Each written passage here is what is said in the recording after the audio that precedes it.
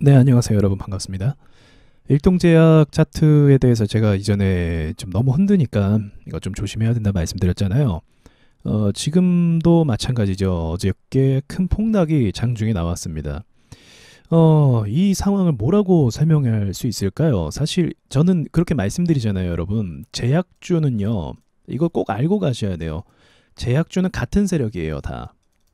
같은 세력이고 같은 애들이 같이 매집을 합니다. 그래서 제약주들이 상승을 할 때요, 재료가 서로 달라요. 어떤 건 뭐 다른 임상 실험이고 어떤 건 뭐 다른 질병 때문에 그런 거고. 근데 같이 올라가요. 왜 그러냐면 같은 세력이 같은 섹터를 건드리기 때문에 그렇다라고 볼 수가 있습니다. 자, 3파동을 줬어요, 장중에. 그러더니 폭락하고 다시, 이거 단타라고 제가 늘 말씀드리죠. 단타입니다, 무조건. 단타 들어와서 이렇게 차트가 망가져 버렸습니다. 자, 그럼 여러분, 여기서 단타가 받았으면 이 단타 세력들이 계속 가겠네 하면서 끌고 갈까요? 아니죠. 단타 들어왔다는 건 여기서 청산한다는 거예요. 그러니까 여기 있는 물량들이 단타가 들어와서 올라갔는데 이제 뒤늦게 오른다 하면서 따라잡던 사람들의 거래가 또 붙은 거죠. 단타 물량은 이미 다 나갔다라고 좀 보고 있습니다. 세력도 이렇게 무너뜨리고 나서 거래량 유발되죠. 이거 제가 몇 번 말씀드렸죠. 거래 유발시킨 다음에 나갈 명분이 생기는 거예요. 근데 이게 저는 참 그런 게, 여러분도 아시겠지만 이것뿐만이 아니고요. 이제 제가 신풍제약 같이 말씀드리잖아요. 제약주 중에 신풍, 그리고 일동, 또 뭐 있죠? 예, 신풍 BNC가 있죠. 한국 BNC, 신풍 BNC라고 합니다. 같은 세력들로 보고 있어요. 제약주나 뭐 이런 바이오는 섹터가 같으니까요, 결국은. 자, 근데 신풍 BNC도요, 아니 한국 BNC도요, 이러한 짓을 했었어요. 자, 이날입니다. 이날 하한가를 단 2분 만에 갔어요. 굉장히 빠른 속도로 이탈했다가 제자리로 올라오고 다음날 조금 추가 상승했습니다. 근데 중요한 건 뭐냐면, 이런 게 나오고 나서 항상 모멘텀이 꺾여요, 보시다시피. 그리고 나서 반등은 충분히 나올 수 있죠. 왜냐면 얘는 기본적으로 힘이 있고 세력주다 보니까 나올 수는 있습니다. 근데 모멘텀이 그 뒤에는 안 좋게 흘러갈 수밖에 없죠. 여러분이 그냥 단순하게 생각하시면 됩니다.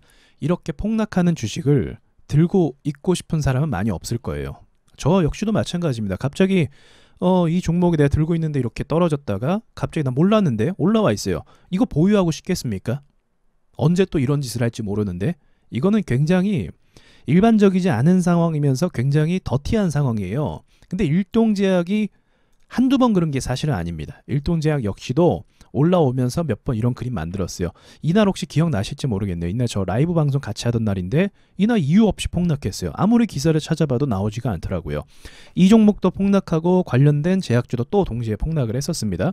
그리고 계속적으로 흔들면서 올라왔기 때문에 이러한 하락의 그 털어내는 게 좀 자주 반복이 되면 주가의 모멘텀에 안 좋은 영향을 주게 됩니다. 그래서 여기도 마찬가지로 한 달 정도는 계속 하락을 했었죠. 그리고 나서 다시 바닥에서 끌어올린 건데, 어쨌든 뭐 좋은 건 절대로 아니다라고 말씀드리고 싶어요. 이 부분에 대해서 여쭤보시는 분들이 계시더라고요. 일동제약 왜 그러냐라고 하시는데, 이건 세력이 지금 물량을 던지기 위해서, 여기서 매집하기엔 좀 무리가 있잖아요. 이미 가격이 한 15,000원 정도, 20,000원 사이에서 올라왔기 때문에 여기서 매집하는 건 좀 무리가 있다라고 생각하고 여기서 좀 물량을 던지는 게 아닌가, 그렇게 의심을 좀 해볼 수가 있는 거죠.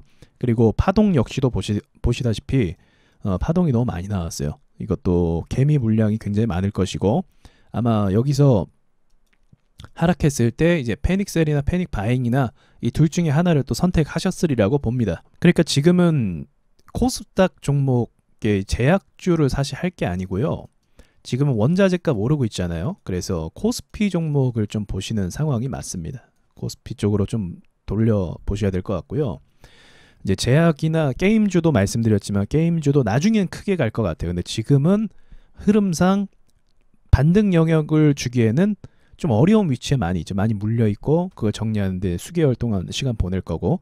그래서 그런 종합적인 상황 봤을 때 어쨌든 제약도 코스닥에 포함되어 있기 때문에 지금 코스닥 전체적으로 신풍제약도 마찬가지로 기술적 반등 영역에 있거든요. 박셀바이오도 그렇고. 그래서 그런 부분을 좀 조심하셨으면 좋겠어요. 박셀바이오 같은 경우도 제가 보유하고 있다라고 말씀을 드렸죠. 보유하고 있었고 이제 슈팅이 나올 때 나왔습니다. 제가 이번에 하락에 대해서 먼저 말씀드렸잖아요. 이번 하락이 너무 컸어요. 예, 진짜 컸습니다. 1년에 한 번 있을까 한 그런 하락이었어요. 매우 컸고 많은 사람들을 힘들게 했고 지금 물량을 물리게 했단 말입니다. 근데 이런 상황에서 크게 하락을 했는데 본전이 오거나 약수익을 줄 때 제가 나오라고 말씀드렸잖아요. 아시죠? 약수익을 줄 때 나와야지 지금 시장의 변동성이나 이 하락 추세나 이런 걸 무시할 수 없기 때문에 지금은 좀 현금을 일단 보유하시는 게 맞습니다. 그러니까 반등이 줄 때 팔아라고 말씀드렸죠. 이 혼란이 좀 한 3개월 정도 더 지속될 수 있다. 그래서 매도를 하시고 현금을 가지신 다음에 시장 움직임에 따라 다시 투입하시면 돼요. 저 따라서 박셀바이오 또 매수하시고 수익 나신 분들이 있는 것 같더라고요. 아무래도 제가 급등 나오기 전에 말씀을 드렸잖아요. 이때 방송을 녹화를 올렸던 것 같은데, 근데 이게 제 입장에서는 사실 쉬운 발언은 아닙니다. 왜냐하면 제가 영상을 올리면 뭐 적은 숫자를 보시는 것이 아니죠. 꽤 많은 분들께서 영상을 보시기 때문에 거기에 대한 저는 부담감이 사실은 있어요. 그래서 더욱더 뭐 수익을 낸 거 결과적으로 보여드리는 건 어렵지 않죠. 근데 내가 가지고 있는 게 이거다라고 이야기하는 건 사실 쉽지가 않아요. 그러나 제가 그럼에도 그렇게 말씀드렸던 이유는 이 차트에 흘러가는 걸 보면서 공부를 하자는 거죠. 이게 기술적인 반등이라는 영역이 있습니다. 제가 분명 그 말씀 드렸죠. 기술적 영역이라는 게 있기 때문에 그런 부분에 대해서 차트가 반영을 할 가능성이 높다. 박셀바이오는 그런 부분이 많이 안 나왔다. 그래서 그런 기술적 반등을 노리고 있다라고 이제 체계적인 어떤 계획을 말씀드렸잖아요. 종목 추천이 아니라 그런 계획을 통해서 여러분도 발전을 하셨으면 하기 위해서 제가 말씀을 드리는 겁니다. 그러다가 만약 박살바 이렇게 떨어져 봐요. 그러면 제가 영상 올렸는데 얼마나 또 창피한 일이겠습니까? 그러나 그런 것보다는 여러분께서 이 과정을 통해서 하나 배우시라고 말씀드린 거예요. 이렇게 배우시는 과정은 아마 좀 배우시기 힘들 거예요. 어디서 쉽게 알려주는 부분은 아니거든요. 그러니까 이 기술적 영역이 지금 신풍제약도 진행 중이라고 말씀을 드리는 겁니다. 네, 그래서 이 친구는 제가 정말로 조심하라고 말씀드렸죠. 일단 여기 저항을 강하게 뚫었어요. 뚫었고 이제 오버페이스로 갔는데 이거는 진짜 조심하셔야 됩니다. 왜냐면 신풍이 항상 흘러온 흐름을 보십시오. 이런 식으로 극단적이에요. 떨어지는 게.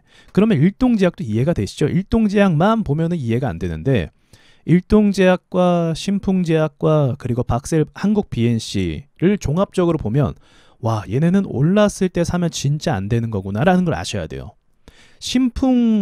자꾸 신풍 BNC네요. 한국 BNC 같은 경우도 제가 계속 경고의 말씀을 드렸었죠. 이거는 제가 어떤 말씀을 드렸었냐면요. 구독을 최근에 하신 분들은 모르시니까 이거는 마이너스 30% 밀리면 사세요라고 했어요. 이거 방송에서요. 마이너스 30% 밀리면 여기 말하는 여기서 사라. 30 밀리면 여기 더 밀렸죠. 이럴 때 사라고 말씀드릴 정도로 얘는 정말 극단적으로 막 흔드는 종목 중에 하나입니다. 그러니까 지금 이런 종목들, 제약주를 들고 있는 게 얼마나 위험한 건지를 좀 아셨으면 좋겠어요. 일동제약도 충분히 제가 또 말씀드렸던 것처럼 충분히 이런 걸 앞으로 또 할 겁니다. 또 이런 식으로 할 거고 고점에서는 매도도 못하게 시장가로 또 던져버려서 박살을 내버릴 거예요. 이게 말이 됩니까 이게? 시장가로 던져갖고 마이너스 10% 그리고 마이너스 한 18% 정도 빠졌죠. 18% 정도 빠졌네요. 여기서부터는 30%겠죠. 여기서부터는 거의 하한가 수준이네요. 신풍제약도 이런 식으로 하한가 만들었거든요. 근데 일동제약도 이런 식으로 만드네요. 확실히 같은 세력이라는 걸 너무 티내는 것 같아요. 정말로. 근데도 이걸 못 잡네요. 이런 거를. 근데 글로벌 세력은 못 잡습니다. 제가 늘 말씀드리지만 글로벌 세력은 분명히 있거든요. 이런 걸 뭐 이해할 수 있습니까? 설명할 수 있어요? 글로벌 세력이라서 이거 못 잡아요. 국내 세력은 잡을 수 있어요. 국내 세력에서 뭐 근데 이런 거는 시가총액도 작고 사실 우리가 크게 관심 없는 종목들입니다. 자, 아무튼 조심하시고요. 가능하면 저는 여러분께서 이런 거 안 하셨으면 좋겠어요. 정말로요. 왜냐면 이런 종목들이 수익을 다이나믹하게 주긴 하죠. 그러나 그 반대의 결과가 더 끔찍해요. 손절을 못했을 때, 비중을 높였을 때, 물을 탔을 때 그때 돌아오는 부메랑이 더 내 비수를 찌를 수가 있습니다. 그러니까 이거 참 조심하시고 항상 이제 초보자분들이라고 하시면 저평가 주식을 사는 노력을 많이 해보세요. 깊게 눌리고 가치가 있는데 시장에서 소외된 주식 그런 걸 사려고 많이 노력하시면 좋을 것 같습니다. 이상 마치겠습니다.